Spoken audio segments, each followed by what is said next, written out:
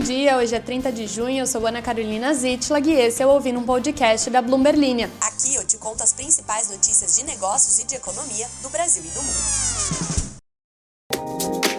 Bom dia, sextou. Finalmente eu vou dormir tanto nesse final de semana que, olha, eu espero que vocês também curtam bastante e que fiquem pensando na pergunta que não quer calar. O que um país milenar, governado pela mesma família há décadas e que ficou 28 anos fora da Copa do Mundo, quer injetando bilhões no futebol mundial? O país é a Arábia Saudita, a resposta é soft power e esta fofoquinha deliciosa aí vai ser o cumprimento da minha promessa de mergulhar mais neste assunto, que está em alta já que o país acabou de anunciar contratações de peso para sua liga de futebol. Promessa feita, promessa cumprida e lembrada pelo Jean nos comentários, então vamos passear aí por este assunto neste podcast que, já aviso, vai ter uns 28 minutos. Isso porque também vamos falar de breaking news ou notícias quebrantes para você estar super bem informado entre os seus colegas de trabalho da faculdade e da sua casa, tipo seus pais e tias. Por exemplo, o adversário do presidente venezuelano Nicolás Maduro vai falar a investidores e gestores de Wall Street sobre como ela pretende renegociar a dívida com os Estados Unidos. Também vamos falar sobre como os negócios de M&A e os IPOs caíram $1 trilhão no primeiro trimestre e eu vou te contar o que são M&As e IPOs, prometo que é bem importante. E justamente nisso aí entra a briga de titãs americanos do setor bancário, com o Goldman Sachs perdendo o seu troninho dourado nas negociações de M&As para o JP Morgan. E para finalizar, vamos falar sobre como a inteligência artificial está não só te salvando de escrever e-mails insuportáveis, como também salvando a fabricante de chips Nvidia da aposta generalizada de queda das techs nas bolsas americanas. Vamos explorar isso tudo aí e aí você terá um podcast de muitos minutos para ir escutando em partes no final de semana e não morrer de saudade da minha bela voz. Vamos começar pelas notícias mais quentes. No jornalismo a gente divide notícia quente de notícia fria ou de gaveta, que é a reportagem que vai ficar lá guardando pó até a gente não ter mais o que publicar e aí a gente usa ela para tapar buraco. Já a notícia quente é o que vai ficar velho em algumas horas ou dias, então bora falar disso neste momento. A principal candidata da oposição na Venezuela nas eleições deste ano, Maria Corina Machado, vai apresentar o seu plano econômico, incluindo uma proposta de reestruturação da dívida do país a economistas e detentores de títulos em Nova York no próximo mês. Maria Machado está proibida de viajar pelo governo de Nicolás Maduro e vai apresentar o seu plano virtualmente no dia 18 de julho para um evento realizado na sede do American Society Council of the Americas em Nova York. No projeto, ela espera chegar a um acordo amigável que inclua uma reestruturação dos $60 bilhões em títulos inadimplentes da Venezuela emitidos pelo governo e pela estatal petrolífera do país, de acordo com uma cópia do programa do evento obtida pela Bloomberg. A Venezuela deixou de pagar as dívidas a partir de 2017, 2 anos antes dos Estados Unidos cortarem os laços com o governo de Maduro e proibir investidores americanos de comprar a dívida do país, o que efetivamente secou o mercado e empurrou os preços dos títulos venezuelanos para até 3 centavos. Vejam vocês que eu não fiz uma piadinha sequer até agora e também não farei, pois eu não sou maluca de tentar fazer graça no meio de uma notícia sobre política na Venezuela. O plano de reestruturação de Maria Machado inclui a troca de dívida soberana por propriedade ou participações em empresas estatais que seriam privatizadas sob o seu mandato. Mas o tempo para qualquer negociação está se esgotando, já que o prazo de 6 anos para a dívida prescrever está prestes a expirar e os credores seriam forçados a entrar com uma ação judicial para proteger os seus direitos de pagamento. Buscando ganhar tempo, o governo Maduro propôs a suspensão da prescrição em maio, mas a decisão não é válida enquanto seu governo permanecer ilegítimo sob a lei dos Estados Unidos. A oposição, porém, autorizada pelo país a representar a Venezuela, ainda não apresentou o seu plano sobre o assunto. De acordo com as pesquisas mais recentes, Maria Machado lidera um grupo de 14 candidatos da oposição nas primárias de 22 de outubro, à frente de outros candidatos populares, como o ex-governador e 2 vezes candidato presidencial Henrique Capriles. Maduro, que deve concorrer a um terceiro mandato, segundo as expectativas dos analistas, ainda não definiu uma data para votação ou convidou observadores estrangeiros para supervisionar a eleição. Pesquisas recentes sugerem que a popularidade de Machado tem aumentado, com a intenção de voto nas primárias, que passou de 35,4% em novembro passado para 46,4% em maio, de acordo com a última pesquisa da empresa ORC Consultores de Carata. E agora me veio um ponto importante que é falar sobre também eleições na Argentina e também no México. Vou estrear um recurso aqui que eu descobri ontem e que eu não faço ideia de como funciona. Enquetes no Spotify. Responde aí, você tem interesse no especial sobre eleições nos países da América Latina? Sim ou não, graças. Muito obrigada.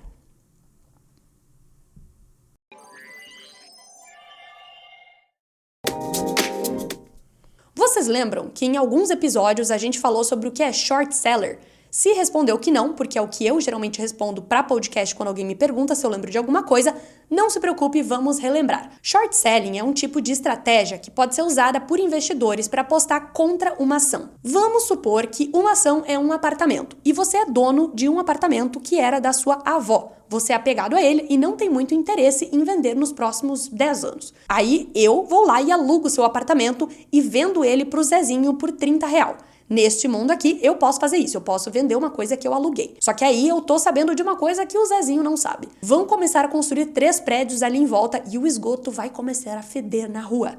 Quando isso realmente acontecer, o Zezinho vai me vender de volta o apartamento por R$10, porque o imóvel desvalorizou. Aí eu lucrei R$20 nessa brincadeira, devolvo o apartamento para você, que com saudade da sua avó volta a morar lá, mesmo com os prédios em construção e o cheiro de esgoto que vem da rua. Eu sou, neste caso, um short seller. Eu lucro com a queda do mercado. E explicado isso, o mercado americano está abarrotado de short sellers, não de apartamentos de avós, mas de empresas techs. Pessoas que estão achando que a alta de quase 15% do S&P 500, um índice que acompanha essas companhias, está inflado pelo deslumbramento com a inteligência artificial que vimos ao longo do início deste ano. E que logo mais isso aí vai estourar tal qual uma bolha.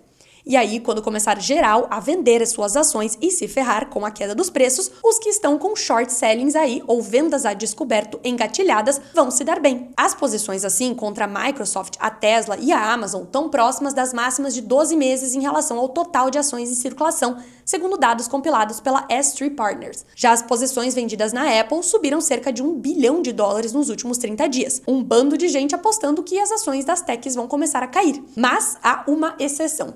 Uma empresa que os short sellers estão, acho que essa aí pode se salvar, que é a Nvidia. A Nvidia é uma fabricante de chips avançados usados em aplicações de inteligência artificial que virou a sensação do mercado e recentemente se juntou ao pequeno grupo de empresas que valem mais de $1 trilhão no mundo. Só que em vez de acharem que é uma bolha e que logo vai estourar, os investidores a descoberto, os short sellers, estão desmontando as suas posições na Nvidia, o que significa que eles estão devolvendo agora já o apartamento da sua avó, em vez de esperar o mercado virar. O percentual de posições em aberto em ações da Nvidia caiu constantemente esse ano para o nível mais baixo em pelo menos 12 meses. O desmonte das posições vendidas, que impulsiona ainda mais a ação, foi de $1,1 bilhão nos últimos 30 dias. Ou seja, pessoas que estão tirando essa posição vendida na Nvidia na mesma proporção que estão colocando na Apple. O aumento das expectativas para as vendas futuras da Nvidia é provavelmente o grande motivo pelo qual os vendedores a descoberto estão recuando. Tipo assim, sai daqui, urubu do short seller.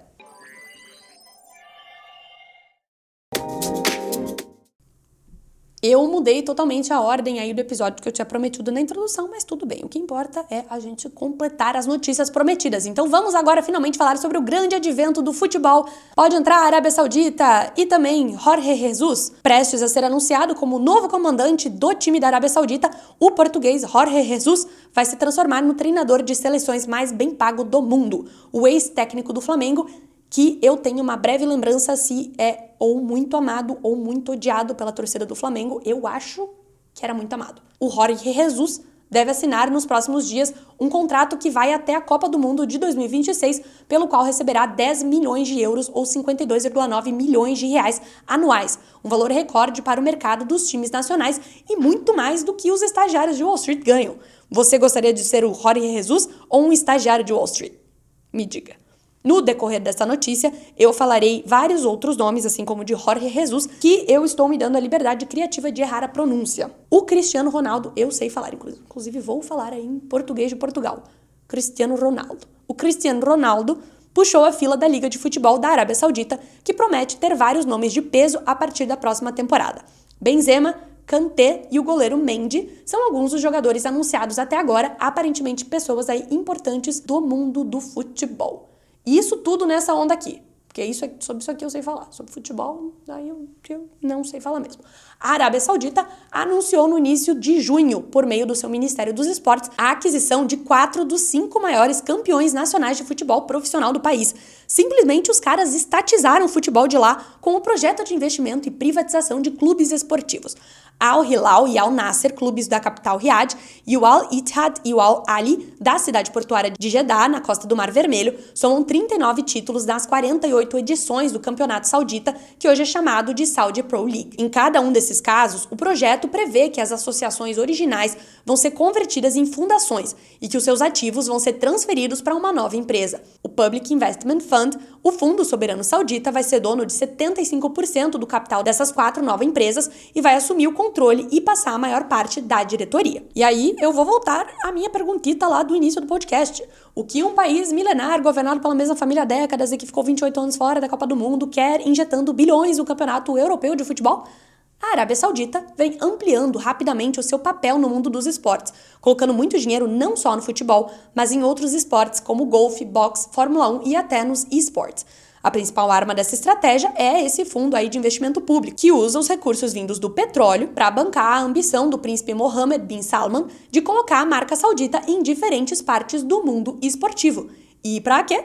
Para ter mais poder. Soft power, ou poder sutil, é uma expressão criada pelo professor da Universidade de Harvard, Joseph Nye, que representa o poder de uma nação de influenciar outros povos ou países através da cultura, estilo de vida ou valores políticos. É um processo arbitrário feito por meios não militares. Um exemplo bem familiar deste conceito é o investimento dos Estados Unidos no cinema, ou o famoso Capitão América. Por décadas, as produções de Hollywood projetaram seus inimigos em ficções, ora alemães, russos, chineses ou até os seus vizinhos mexicanos. Ao mesmo tempo, estes mesmos filmes propagavam valores, ou ainda propagam, né, porque ainda temos filmes assim, valores como a liberdade, o consumo e, o mais importante, a sua política internacional, e assim se estabeleceu um modelo capaz de encabeçar as grandes decisões políticas no planeta. E, para as minhas armies e blinks por aí, o K-pop tá revolucionando e também tem se mostrado muito eficaz em propagar a cultura e o estilo de vida sul-coreanos ao ocidente. Tá aí uma coisa que eu posso ficar falando por 425 milhões de anos. Olha esses dados aqui compartilhados pelo Spotify no começo de 2022.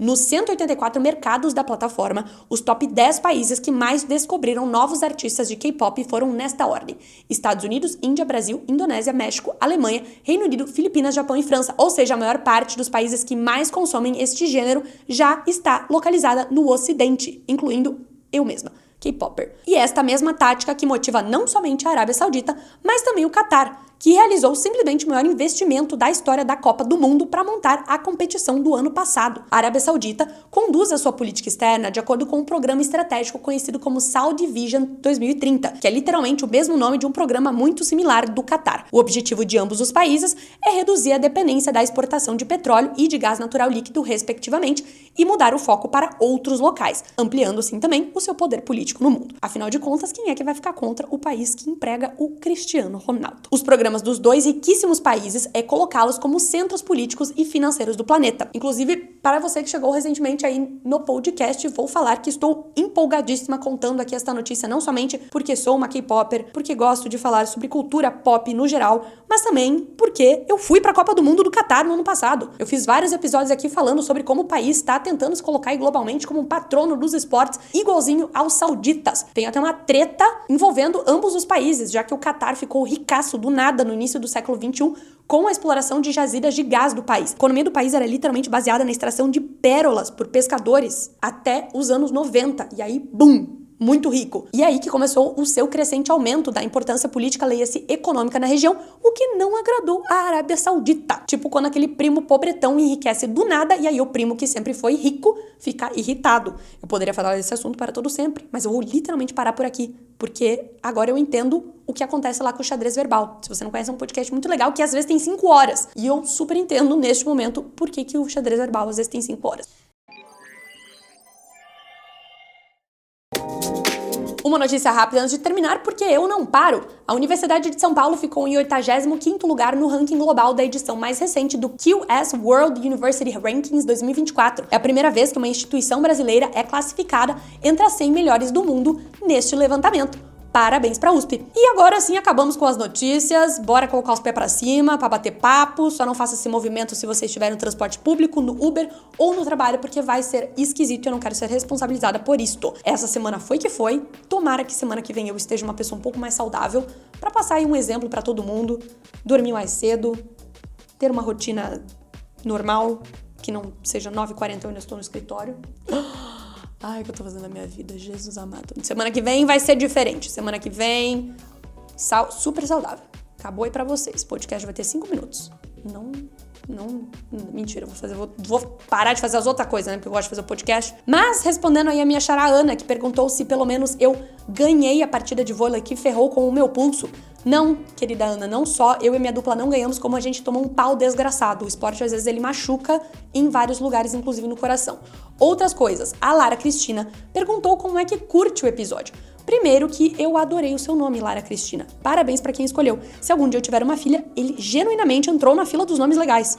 Lara Cristina. Eu não sei se dá pra curtir o episódio, eu acho que não dá, mas dá pra dar nota pro podcast. Faça isso, dê estrelinhas para o podcast pra gente ficar lá em cima como um notão daqueles. Outro ponto sim, eu sou Pokémon fóbica, pelo direito de ser Pokémon fóbica, porém, a minha melhor amiga e o seu noivo são viciados neste joguinho até hoje. Então eu sei que existe um lado bacana em jogadores de Pokémon GO em algum lugar.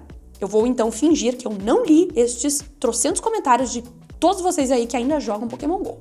Sobre a minha obra-prima, o meu TCC acerca de High School Musical, eu não faço a menor ideia se ele está publicado em algum lugar, inclusive eu tenho que procurá-lo porque eu acho que ele está no meu drive ainda.